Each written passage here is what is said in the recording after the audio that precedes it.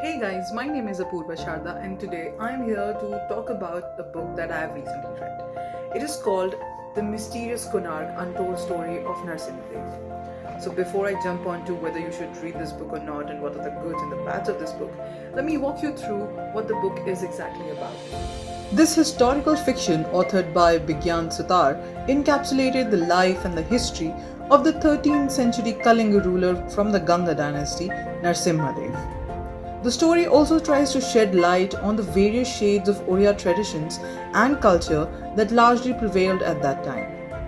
The book started off with a conversation between a local businessman and a trader from Bali, giving a vista of social, political and economic situation of the state during Ananga Bhimdev III, who was the father of Narsimhadev. Further, it moves to probe into the mystique architecture of the famous chariot-like sun temple Konark and the hands that chiseled it to perfection as it is. It gave a very brief account of Narsimhadev from his difficult childhood to him becoming an able king. Two major instances that captured the geographical expanse and political rivalry were the Islamic rulers of Bengal who were involved with Kalings over territory expansion. The canvas of the novel largely covers three major aspects, that is, glimpse of Ananga Bhimdev III and his reign, the story of Narsimhadev from birth to becoming an able king, and lastly, his contributions to the making of Konark. It starts with Anang Bhimdev and his wife Sudarshana expecting the higher when Lord Narsimha comes in her dream and tells her that she will bear a child who will be glorious and will bring fortune to their kingdom. Later on, when the child was born, he had a physical deformity that made him struggle in his early life. The author shares a glimpse of yoga and tantric practices that the child used to heal his deformity. In the end, the book concludes with Narsimhadev finding his purpose of life in building Konark devoted to Shaurya cult. Let's talk about the evaluation part of this book. This book has largely underperformed. I had a lot of expectations with this story idea, but I was left highly disappointed. The writing style of the book is very juvenile and lacked the spark that I thought it would have. Secondly, the main title of the book, The Mysterious Konark, is largely misunderstood.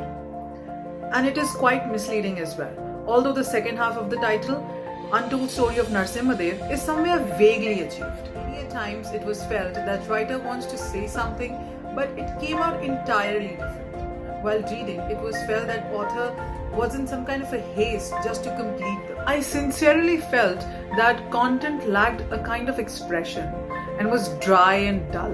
Especially the conversations, they were very mechanical and monotonous. Talking about the grammar usage in the book, it sometimes feels very unpolished and incorrect.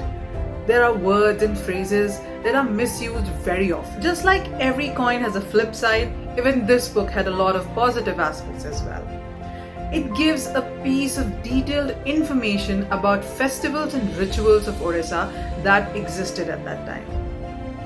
While describing the temple construction, the author gives some vivid descriptions of the traditional construction practices and architectural styles that was very useful and interesting.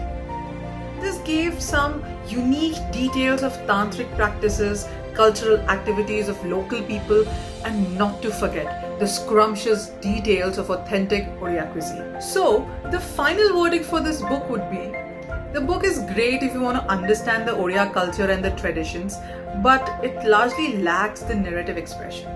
Also, it has missed the mystery of the mysterious Konark that it has promised in the title.